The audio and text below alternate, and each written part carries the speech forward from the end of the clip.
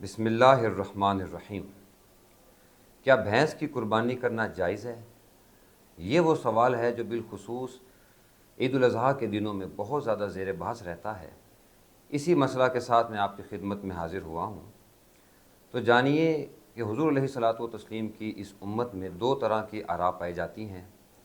एक वो लोग हैं जो कहते हैं कि भैंस की कुर्बानी करना नाजायज़ है, और दूसरा वो तबका है जो कहता है कि भैंस की कुर्बानी करना बिल्कुल जायज़ और दुरुस्त है, इसमें कोई हरज नहीं है।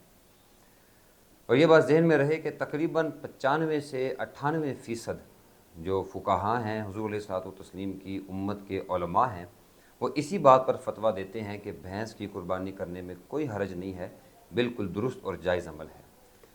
जबकि उनके मुकाबला में गैर मुक़ल्लिदीन हैं जिन्हें हम अहले हदीस कहते हैं, और वो भी उनमें भी दो फ़िरके मौजूद हैं, तबकात मौजूद हैं। एक कहता है कि जायज़ है, दूसरा कहता है कि जायज़ नहीं है।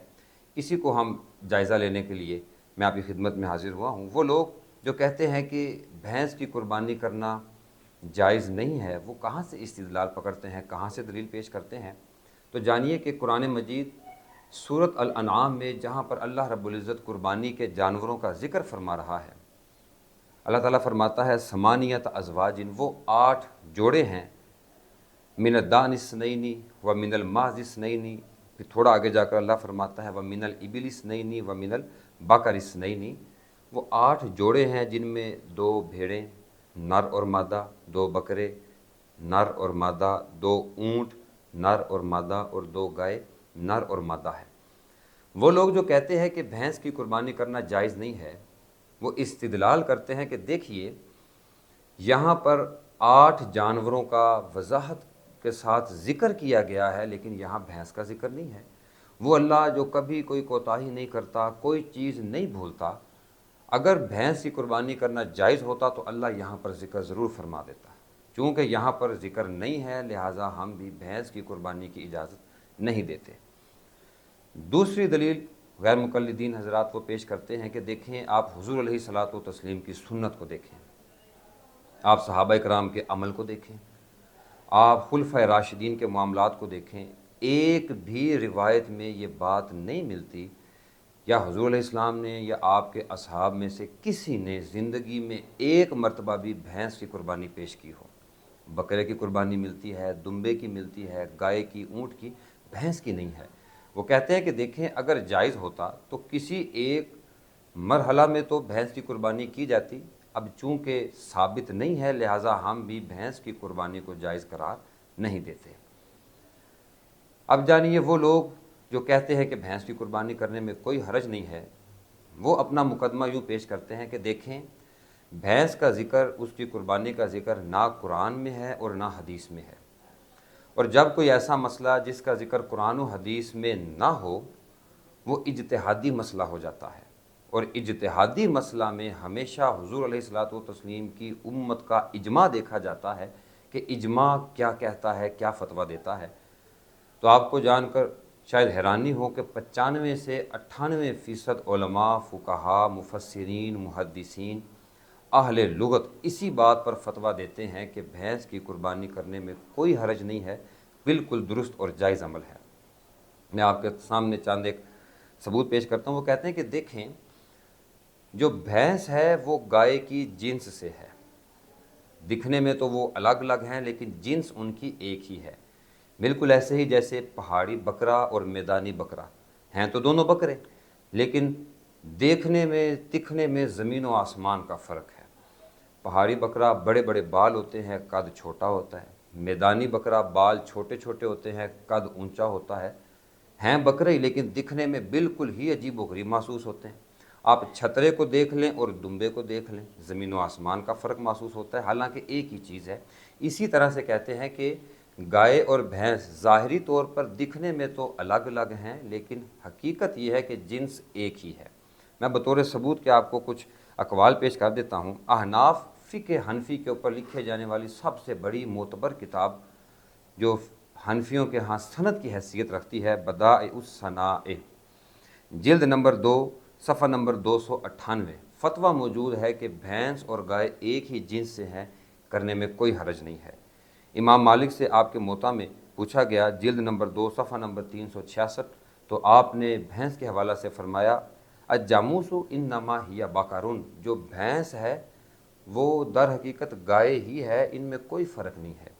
امام شافعی کی سب سے بڑی کتاب فقہ العبادہ، جس میں امام فقہ شافعی کے سارے مسائل موجود ہیں، جلد نمبر 2 صفحہ نمبر 84 کے اندر آپ سے پوچھا گیا تو آپ نے فتویٰ جاری فرمایا کہ میرے نزدیک گائے اور بھینس میں کوئی فرق نہیں ہے، جس طرح سے گائے کی قربانی درست ہے اسی طرح سے بھینس کی قربانی بھی کی جا سکتی ہے۔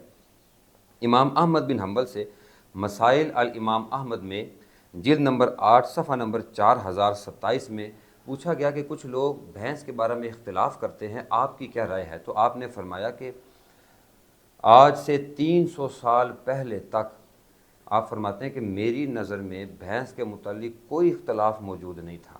وہ کہتے ہیں کہ مجھے تو علم ہی نہیں تھا کہ میرے سے پہلے اس بارے میں کوئی اختلاف بھی موجود ہے کہ بھینس کی قربانی جائز ہے یا ناجائز ہے۔ وہ کہتے ہیں بالکل جیسے گائے کی قربانی جائز ہے اسی طرح سے بھینس کی قربانی کرنے میں بھی کوئی حرج نہیں۔ اور صرف فقہاء یا مفسرین و محدثین نہیں بلکہ اہل لغت، جن کی بات عربی زبان کے اندر سند کی حیثیت رکھتی ہے، لسان العرب علامہ ابن منظور رحمۃ اللہ تعالیٰ علیہ، آپ اپنی کتاب کے اندر لکھتے ہیں لسان العرب میں کہ گائے اور بھینس یہ ایک ہی جنس ہے، ان میں کوئی فرق نہیں ہے۔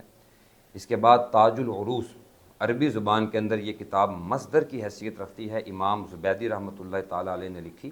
آپ فرماتے ہیں کہ میرے نزدیک بھی گائے اور بھینس ایک ہی جنس ہے، اس میں کوئی فرق نہیں ہے۔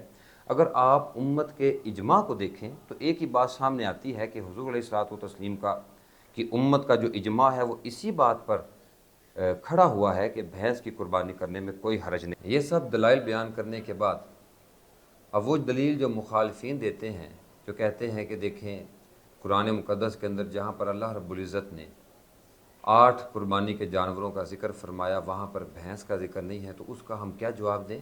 ہم اس کا یہ جواب دیتے ہیں کہ دیکھیں قرآن مجید ایک اصول کی کتاب ہے جس میں اصول وضع کیے گئے ہیں۔ قرآن ایک ایک جزئی کو پیش نہیں کرتا بلکہ اصول وضع کر دیتا ہے، اس سے مسائل ہم نے خود استنباط کرنے ہوتے ہیں۔ اس کی چھوٹی سی مثال ہے، جیسے قرآن میں اللہ تعالیٰ نے فرمایا انما الخمر والمیسر والانصاب والازلام رجس من عمل الشیطان فاجتنبوہ، یعنی اللہ نے فرمایا شراب، جوا، پانسے، یہ ساری چیزیں شیطانی عمل ہے، ان سے بچو۔ صراحتاً قرآن کے اندر شراب کی حرمت کا حکم آ گیا۔ اب آپ پورے قرآن کو دیکھیں یا پورے ذخیرہ احادیث کو دیکھیں، وہاں پر ایک جگہ پر بھی بھنگ، چرس، افیون کا ذکر نہیں ہے۔ لیکن فقہا کہتے ہیں چونکہ بھنگ، چرس، افیون یہ بھی نشہ دیتے ہیں، لہذا یہ تینوں چیزیں بھی حرام ہیں، حالانکہ قرآن و حدیث میں اس کا ذکر نہیں ہے۔ وہ کہتے ہیں اسی طریقے سے اللہ رب العزت نے جہاں پر قربانی کے 8 جانوروں کا ذکر فرمایا ہے، اللہ نے ایک اصول وضع فرما دیا۔ اب ہم نے اس سے اجتہاد اور مسئلہ خود استنباط کرنا ہے، اور استنباط یہی ہے کہ جتنے بھی فقہا ہیں وہ یہی کہتے ہیں کہ بھینس گائے کی جنس سے ہے۔ اور دوسری وہ بات جو کہتے ہیں کہ دیکھیں حضور علیہ الصلوۃ والتسلیم کے احادیث کے اندر یا صحابہ کرام کے عمل سے ایک بھی ایسی روایت نہیں ملتی جہاں پر بھینس کو ذبح کیا گیا ہو، تو اس کا جواب یہ دیا جاتا ہے کہ محترم یہ جو بھینس ہے یہ عرب کے علاقے کا جانور نہیں ہے، یہ ہمارے علاقے کا، یہ بر صغیر کا جانور ہے، یہ پاکستان میں، ہندوستان میں، بنگلہ دیش میں، افغانستان میں، یہ ان علاقوں میں پایا جاتا ہے۔ یہی وجہ ہے کہ بھینس چونکہ ٹھنڈے علاقے کا جانور ہے، یہ گرم علاقے کے اندر سروائیو نہیں کر سکتا، تو اس زمانے میں حضور علیہ الصلوۃ والتسلیم کے دور میں عرب کے اندر بھینس موجود ہی نہیں تھی، تو اب جب موجود نہیں تھی تو وہ ذبح کہاں سے ہوتی، اس کی ذبح کا مسئلہ کہاں سے پتہ چلتا، اس کی قربانی کا فتویٰ کہاں سے آتا۔ اس وجہ سے اگر آپ ان تمام دلائل کو دیکھیں تو ایک ہی بات سامنے آتی ہے کہ حضور علیہ الصلوۃ والتسلیم کی امت کا اجماع اسی بات پر ہے، چونکہ بھینس گائے کی جنس سے ہے اور گائے کی قربانی جائز ہے، تو اسی طریقے سے بھینس کی قربانی کرنے میں بھی کوئی حرج نہیں ہے۔ اور صرف اجماع کے اندر یہ نہیں ہے کہ صرف مفسرین بلکہ محدثین بھی ہیں، فقہا بھی ہیں، اہل لغت بھی ہیں، بلکہ حضور علیہ الصلوۃ والتسلیم کے زمانہ سے 300 سال تک تو بھینس کے بارے میں کوئی اختلاف موجود ہی نہیں تھا۔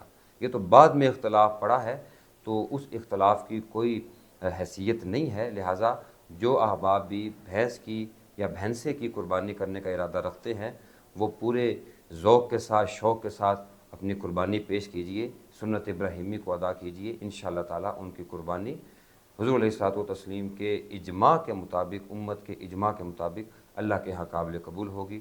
وآخر دعوانا ان الحمد للہ رب العالمین وصلی اللہ تعالیٰ علی حبیبہ محمد وبارک وسلم وصلی علیہ۔